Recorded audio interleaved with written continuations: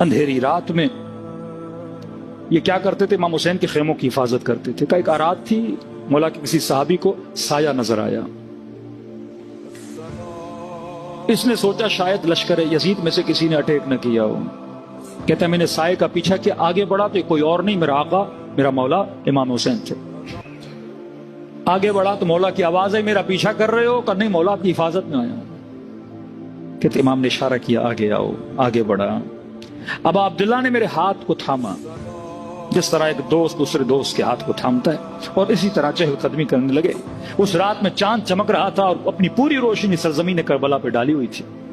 इमाम ने मुझे कहा सामने वो दो पहाड़ियां नजर आ रही हैं। जी मेरे मौला। पर मैं हुसैन कह रहा हूं उस पहाड़ी के पीछे एक भी यजीद का सिपाही नहीं है।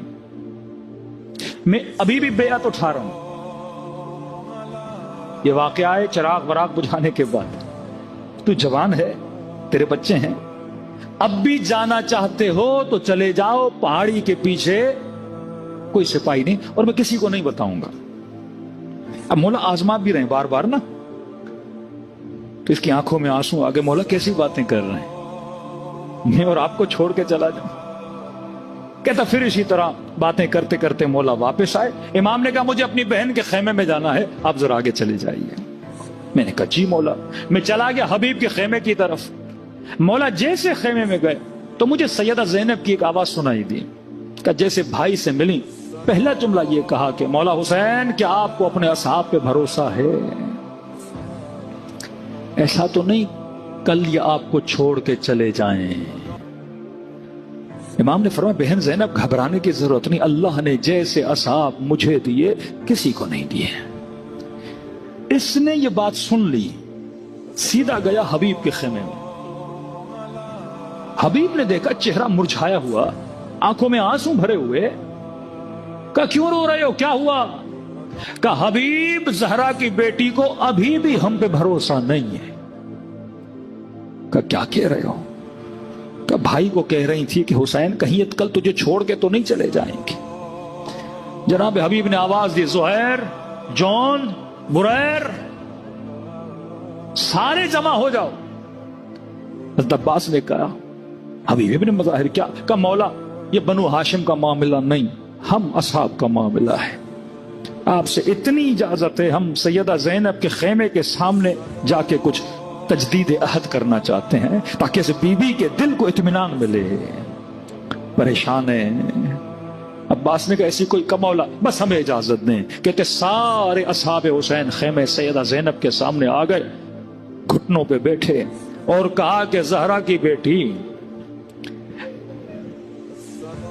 आका हुसैन की बहन, हम गवाही दे रहे हैं कि जब तक हम असहाब जिंदा हैं हुसैन के बदन पर आंच भी आने नहीं देंगे। अज़्म इरादा मेरे अजीज, क्या वफा की इन्होंने। सईद ने 17 तीर बदन पे खाए, एक तीर इमाम हुसैन को लगने नहीं दिया। तभी छठे इमाम फरमाते अगर ऐसे 22 भी मेरे पास होते मैं कब का क़ियाम कर देता। आप वो नस्ल हो जिसने इमाम जमाना का सिपाही बनना है। बड़े मजलूम हैं आपके आका अब्दुल्लाह हुसैन, बड़े मजलूम हैं, लेकिन बड़े खुश नसीब थे हुसैन के सहाबी।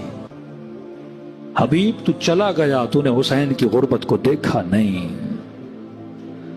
बुरैर तू चला गया, तूने हुसैन का रोना देखा नहीं। जनाब जॉन आप चले गए, लेकिन अब्बास के लाशे पे हुसैन के चीखने की आवाजें आपने सुनी नहीं।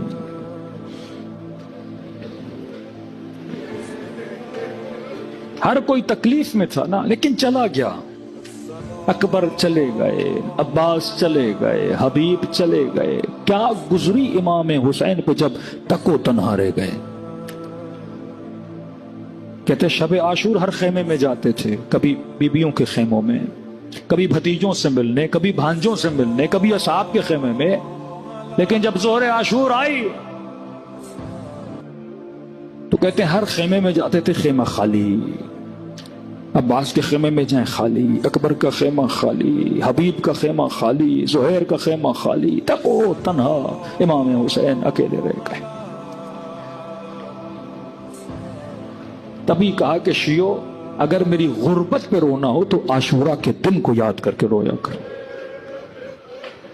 جب تیرا مولا تکو تنہا آوازیں دے رہا تھا، ہے کوئی میری مدد کرنے والا، ہے کوئی میری مدد کرنے والا۔